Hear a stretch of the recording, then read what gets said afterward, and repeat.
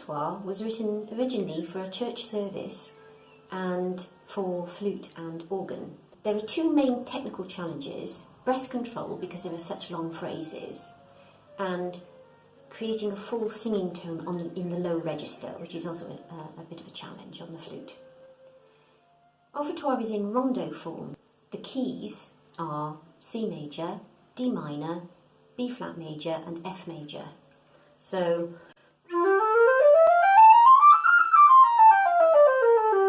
you can practice all these scales in preparation for playing the piece.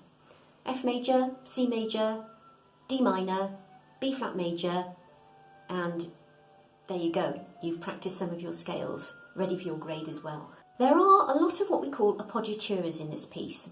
That's when there's a note that resolves to another note. You need to make sure that that sounds expressive, and it sounds like la la, like that. The first note needs more vibrato than the second note, and the second note needs to be quieter. Now that gives you some technical challenge in the sense that it tends to go a bit flat to the flute when you play quietly, especially in the low register. You need to listen to the second note and make some adjustments to your intonation, either by moving your lips forward, your jaw forward, or putting your head up slightly. There are lots of these appoggiaturas throughout the piece, and you need to take them all out and practice them separately next to each other, so that you can get the same effect on each one. Bar 10.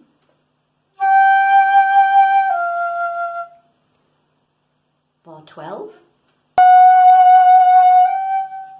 It happens all the way through the piece. Obviously, when you're learning to hold your breath for longer, if you have problems with your breathing, you might have to practice it slightly faster and then slow it down. But really, this piece of music should be set at between 50 and 60. It's not a fast piece. In the first phrase, the second note needs to be louder than the first, and the last note must be in tune. It mustn't be flat. So use a tuning machine to check your pitch if possible. Navigate your little finger so that it moves from the E flat key to the C roller key. Now you need to only move your little finger. Don't move your whole hand, because otherwise that's inefficient, and you need to get used to sliding your little finger. So it's curved here, straight here. You have the same problem in the third phrase. You have sliding the little finger from the E flat key to the C sharp key there, though.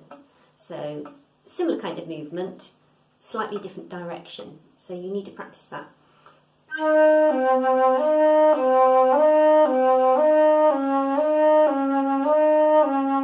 Again, you can practice that without playing all the way through the piece. Probably best to take those little bits out and practice them separately. The second phrase needs to be played out a little bit more than the first phrase in order to actually emphasise the different colours, because it's a little bit more chromatic.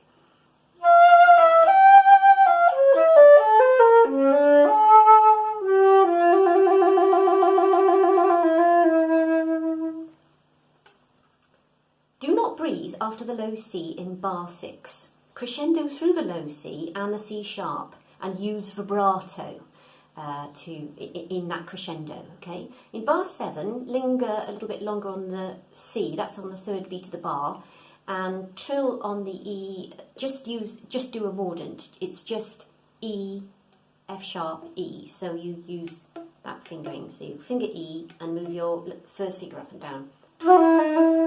In the più mosso section, a crotchet is around 65, 66. In bars 9 and 13, don't go sharp. Practice it with a tuner. You can try playing top E without the E flat key to help with that, if you think that that might sound better. So you can hear that the one without the E flat key on for top E does sound slightly flatter, usually on most flutes, so you can try that. Don't overblow and keep your lips relaxed. The turns in bar 14 and 15 are played to total a semiquaver note in, and you know they're just a semiquaver. And in bar 15 there are no D sharps. both Ds are naturals, so watch out for that section. In bar 17, the theme returns, and the decorative phrasing in needs to be cadenza-like.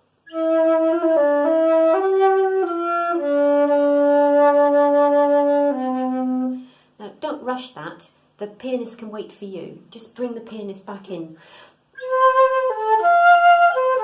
after that. In bar 23, there is an arpeggio, basically an arpeggio.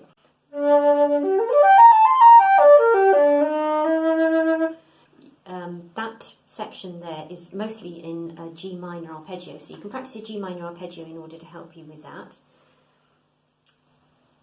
Then add in the C and the D sharp and the E, of course.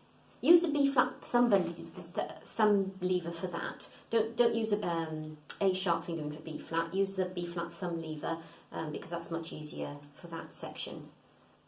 Slow up on the top notes slightly. The agitato section should be around 82 to 84 to the crotchet, and make sure that you follow the dynamics carefully and plan your breathing very carefully as well.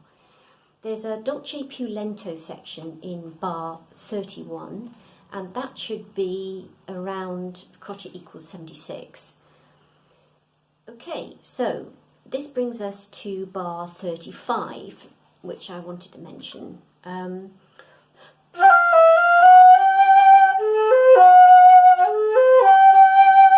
Notice that there's a F sharp at the beginning of the bar, and then there's a G flat towards the end of the bar.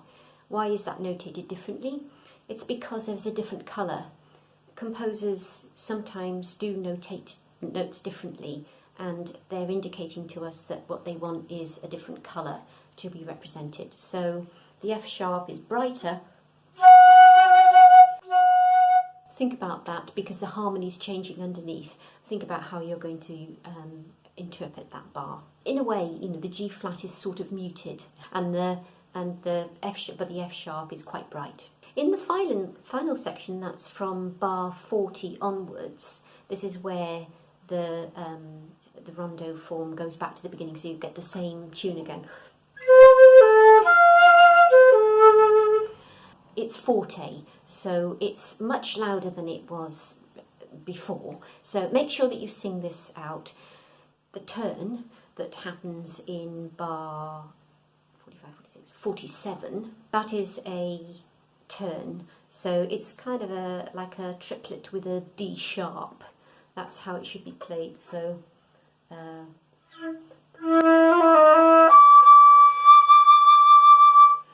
make sure that you play the D sharp. And the runs at the end. So how to practice these? Organise the groupings into 3s, 4s and 5s, and then practice one group at a time, overlapping the notes. So for example, the first one, 3s,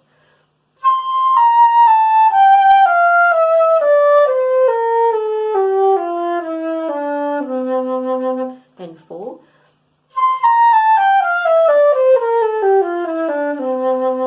then 5,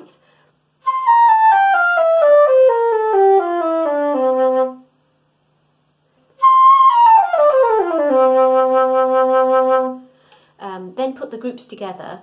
Use the B flat thumb fingering, this one again, and organise the runs so that they effectively sound like a cadenza.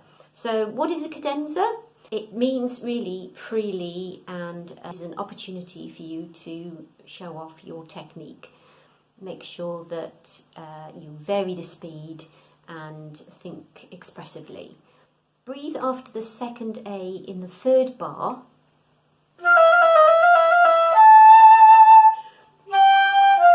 You need to break the slur there, unfortunately, because otherwise you're not going to be able to have enough puff. So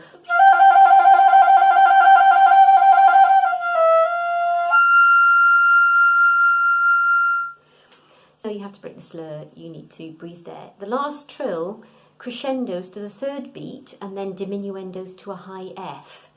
So in order to make it sound effective, try doing that.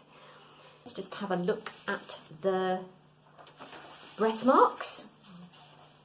The first breath mark should be in the second bar after the C. Here. And then the next breath mark is in bar 4 after the E.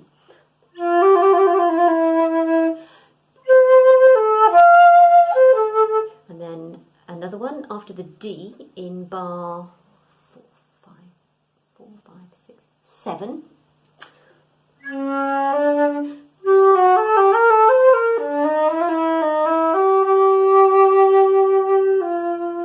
Then at the end of this bar, which is bar 8, your next breath mark, well, the next two phrases are fairly straightforward.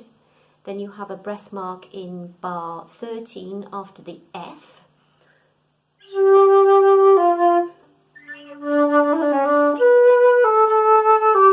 There.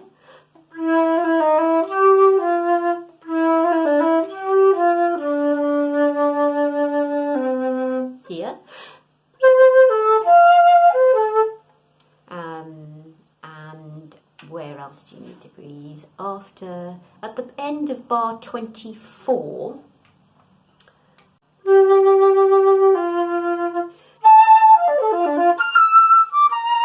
breathe. Breathe.